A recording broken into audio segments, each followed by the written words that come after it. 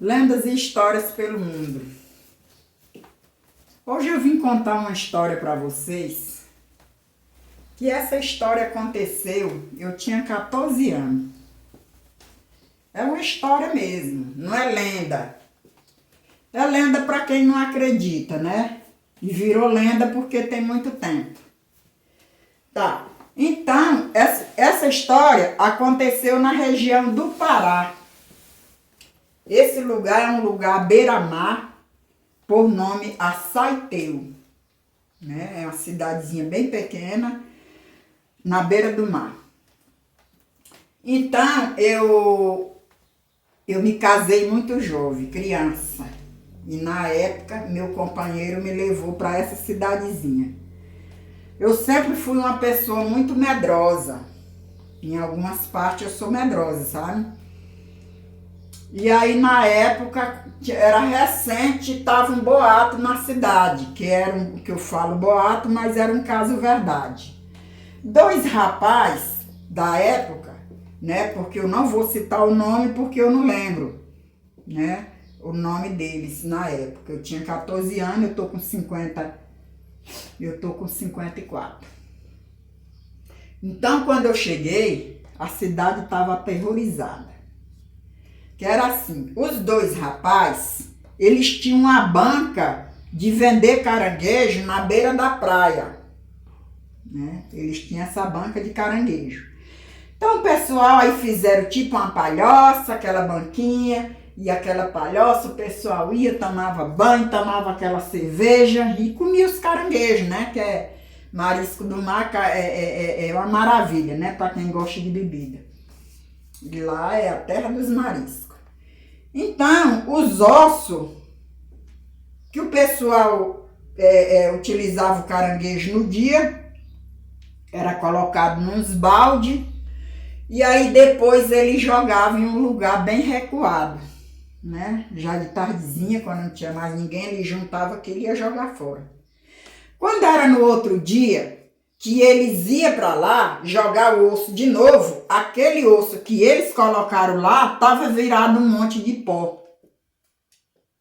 Estava virado em pó, como quem se uma máquina tivesse triturado aquilo, né? Então eles ficaram, uai, o que é que tá moendo esses ossos desse caranguejo? Incrível, que não tinha vivente nenhum para fazer aquele serviço, né? E eles resolveram, os dois irmãos, dormir no quiosquezinho, no barraquinho deles, para a noite observar o que era que roía os ossos. Tá bom, aí quando foi marcar o dia, os dois quietinhos, eles dois eram irmãos, e foram, né, falaram pro pai, pra mãe, e eles foram ver o que era. Tá, tudo quieto na praia, na beira da praia de noite, né, e na época era pouca gente, dava mais pessoas de dia, né. Quando foi umas 9, 10 horas da noite, o mais velho, eles levaram assim, na época, uma armazinha pequena, sabe? Acho que talvez até caseira na época. Foram. Quando deu umas horas da noite, o mais velho disse, ó, tu fica aí que eu vou olhar o que é que tá roendo os ossos do caranguejo. Qualquer coisa, se eu gritar, tu corre lá. Aí ele foi, né? E aí ele pegou a lanterninha e saiu um facãozinho na mão. Quando ele olhou, era noite escura, que ele focou, lá onde ele jogava os ossos, ele viu um monte assim, de cabelo, sabe? Aquela coisona preta enorme.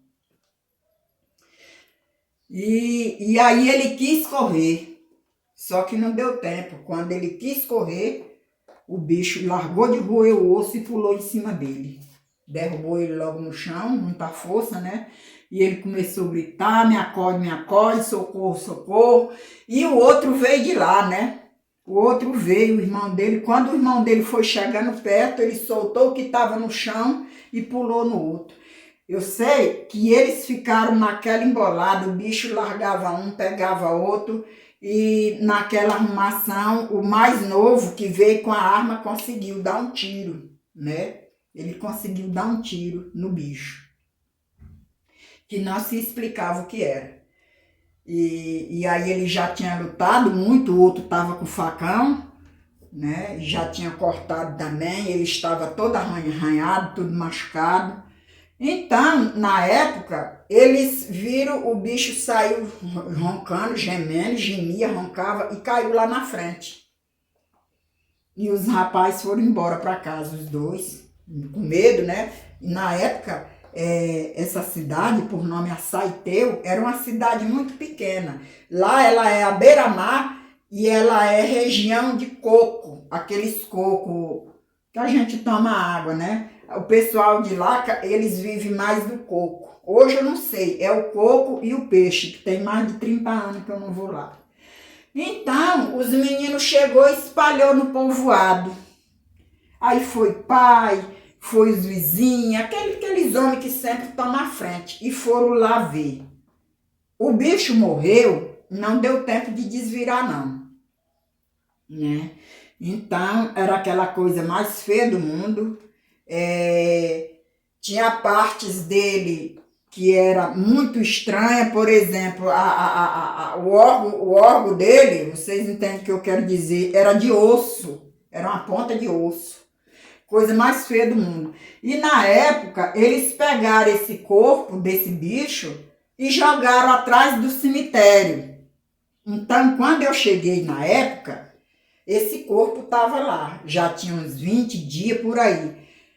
Não deu bicho, terra não comeu, nem varejeira sentou para dar aqueles bichinhos, entendeu?